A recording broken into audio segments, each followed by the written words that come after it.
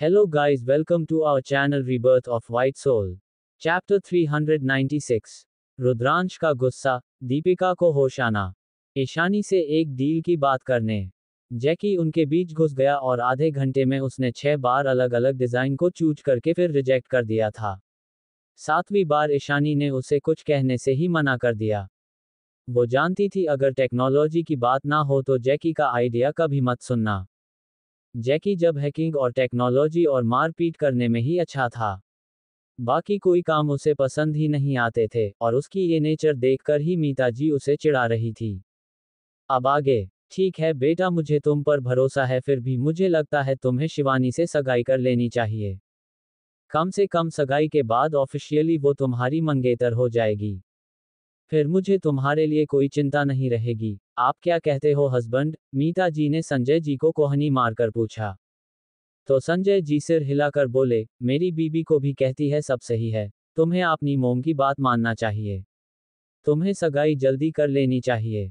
संजय जी और मीता जी का प्यार फिर से पहले जैसा हो गया था। दोनों अपने प्यार भरी नोक झोंक दिखाने से पीछे नहीं रहते थे। कल्पना जी हंसते हुए बोली, हाँ, हमारे सभी बच्चों की एक एक यूनिक लव स्टोरी है। जो ये सब आपने अपने बच्चों को सुनाएंगे। सब उनकी बातों पर हंसने लगे। तभी कनक जी बोली, सिर्फ हमारी नव्या ही है जिसने अभी तक बॉयफ्रेंड भी नहीं बनाया। उनकी बात सुनकर नव्या को खांसी आ गई।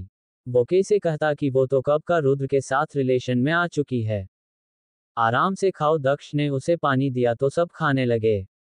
नव्या मन ही मन यही सोच रही थी, जब उसकी घरवालों को उसकी और रुद्र के बारे में पता चलेगा तो इन सब का रिएक्शन क्या होगा।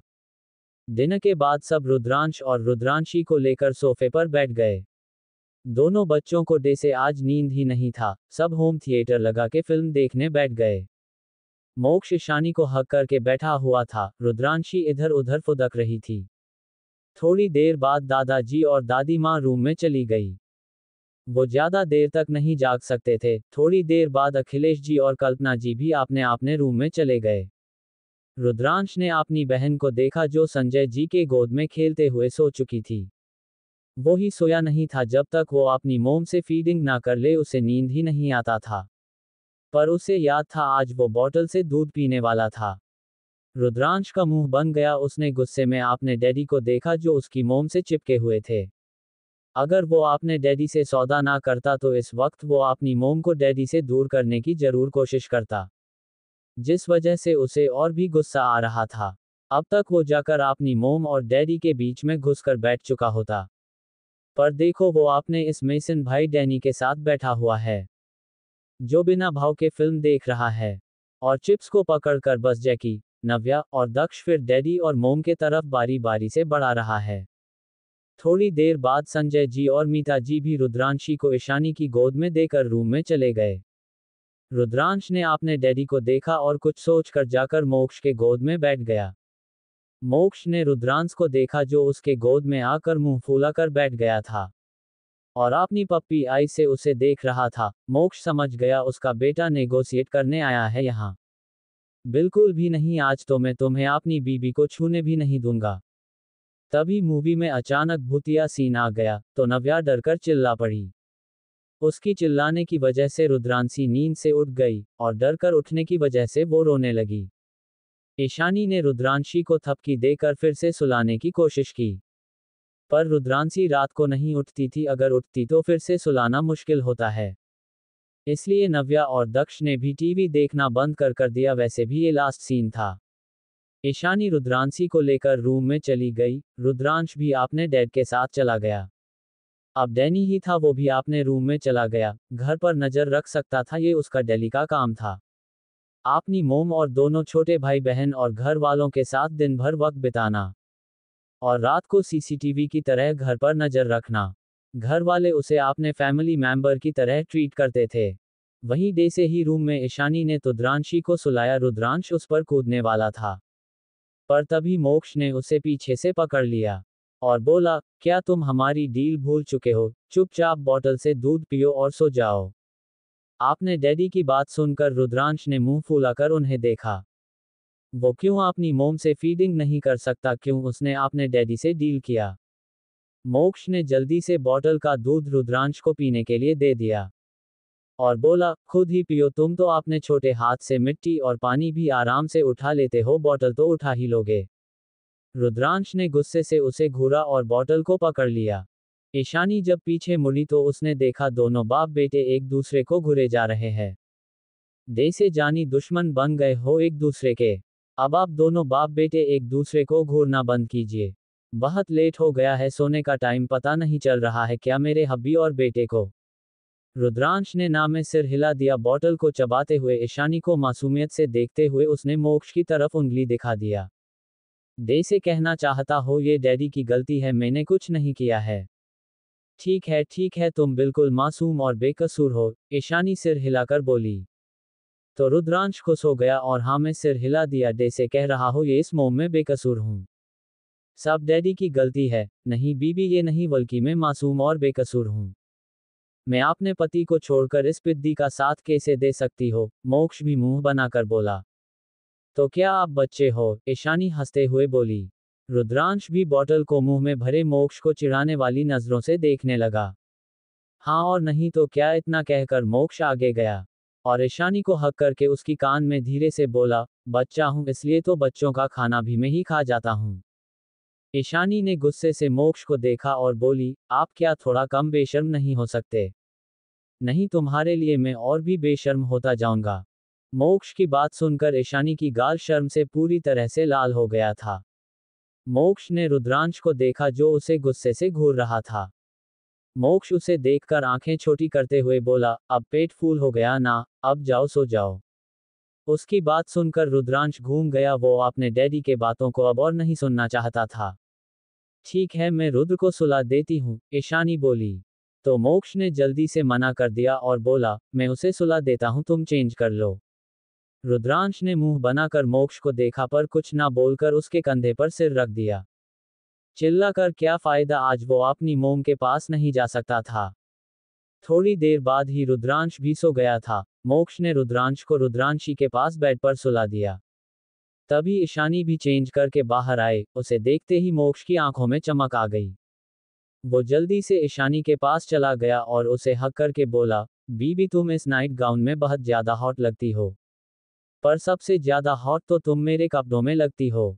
इतना कहकर उसने ईशानी को उठाकर बेड पर सुला दिया और खुद भी उसके ऊपर आ गया और उसकी होंठों को चूमने और लगा दूसरे हाथ से उसने उसकी नाइट गाउन की डोरी को खोल दिया। 20 मिनट बाद उसने ईशानी की होंठों को छोड़ा और उसकी गर्दन और कॉलरबोन पर किस और बाइट करने लगा। ईशानी की सिसकियां उसे और एक्साइटेड कर रही थी। उसने जल्दी से ईशानी की नाइट गाउन को उसकी बॉडी से अलग कर दिया। फिर उसकी अंदर गारमेंट को भी उसने उतार दिया और खुद के कपड़े भी आपने बॉडी से अलग कर दिया और ईशानी की उभार पर किस और सक करने लगा।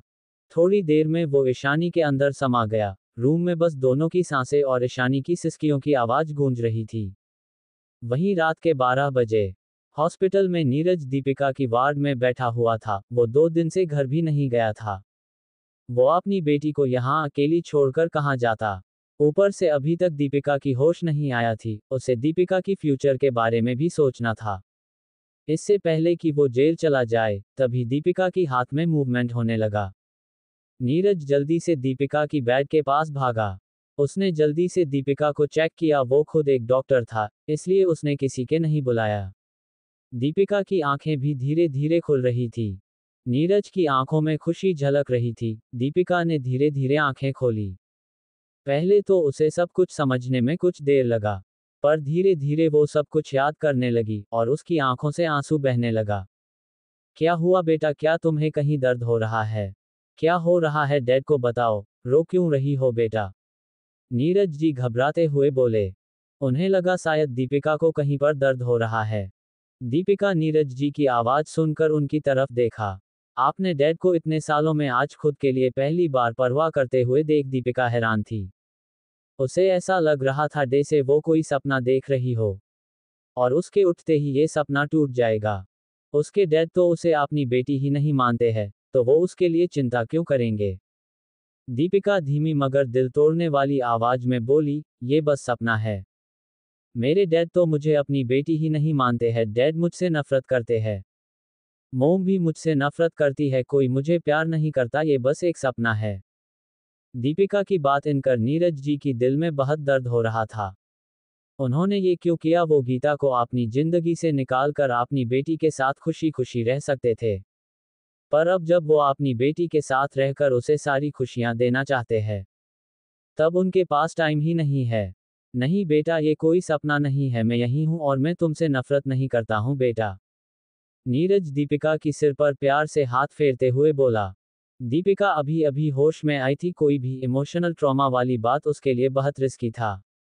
वो कल सुबह उसे सारा सच बता देंगे। नीरज जी ने दीपिका को सुला दिया और उसकी हाथ पकड़कर वहीं बैठे रहे ताकि वो फिर से कुछ गलत सोच कर ना उठ जाए। सुबह का वक्त। कोठारिया विला में एक डॉक्टर रूम से बाहर आया तो सेलिना जी जल्दी से उनके पास जाकर पूछा, क्या हुआ डॉक्टर? उनकी बात सुनकर वो डॉक्टर बोला, मैंने ब्लड सैंपल भी ले लिया है। अगर ब्लड सैंपल भी ठीक हुआ तो हम ट्रांसप्लांट करवा सकते हैं। पर क्या डोनर किडनी डोनेट करने के लिए राजी है? आप उसकी फिक्र मत कीजिए डॉक्टर, वो राजी नहीं भी हुई तो भी उसे ही किडनी डोनेट करना होगा। ऐसे भी मैचिंग किडनी नहीं मिल रही हैं, इस बार मिली है तो मैं हाथ से नहीं जाने दूंगी। मैं अपनी बच्ची को जरूर बचाकर रहूंगी। ठीक है मिसेस कोठारिया, आपके ज़्यादा दिन नहीं है, आप हमें जल्दी बताएं। मिस श्रद्धा की कंडीशन दिन भर दिन और भी खराब होती जा रही है। उनकी दूसरी किडनी अगर पूरी तरह से डैमेज हो गई तो सर्जरी करना बहुत रिस्की होगा। तब सर्जरी सक्सेसफुल होगा या नहीं हमें नहीं पता। इसलिए अगर आप 2-3 महीने इंतजार ना करके अभी कुछ दिनों में सर्जरी करवा दे तो अच्छा रहेगा। सेलिना जी ने हाँ में सिर हिला दिया तो डॉक्टर वहां से चले गए। तभी चंद्रेस्की उनके पास आकर बोले, सेलिना क्या तुम जो करने जा रही हो, तुम उस बारे में श्योर हो? इसमें एक बार जूही से भी पूछना चाहिए, अगर उसकी लाइफ को रिस्क हुआ तो क्या? हाँ, क्या उसकी माँ ने मेरी बेटी को पूछकर कार के आगे धक्का दिया था? मेरी बेटी उसकी वजह से सालों से दर्द झेल रही है। क्या दर्द झेलना मेरी बच्ची की मर्जी थी? क्या तब उसकी लाइफ को रिस्क नहीं था? ये तो आपको शुक्र मनाना चाहिए कि मैं सिर्फ उसकी एक किडनी ले रही हूँ, वरना अगर मैं इतनी ही क्रूएल होती तो मैं उसकी दोनों किडनी ले लेती। इतना कहकर वो हंसते हुए वहां से चली गई। चंद्रेश जी अब कुछ नहीं कर सकते थे, उसकी बेटी श्रद्धा के पास अब ज्यादा दिन नहीं बचा था। कल रात ही उसे खून की खांसी हुई थी, इसलिए सेलिना जी इतनी ज्यादा जल्दी कर रही थी। एक तरफ वो खुश थे कि जूही की किडनी मैच हो गया श्रद्धा से, अब उनकी बेटी श्रद्धा बच जाएगी, और दूसरी तरफ वो जूही के लिए थोड़ा बुरा भी फील कर रहे थे।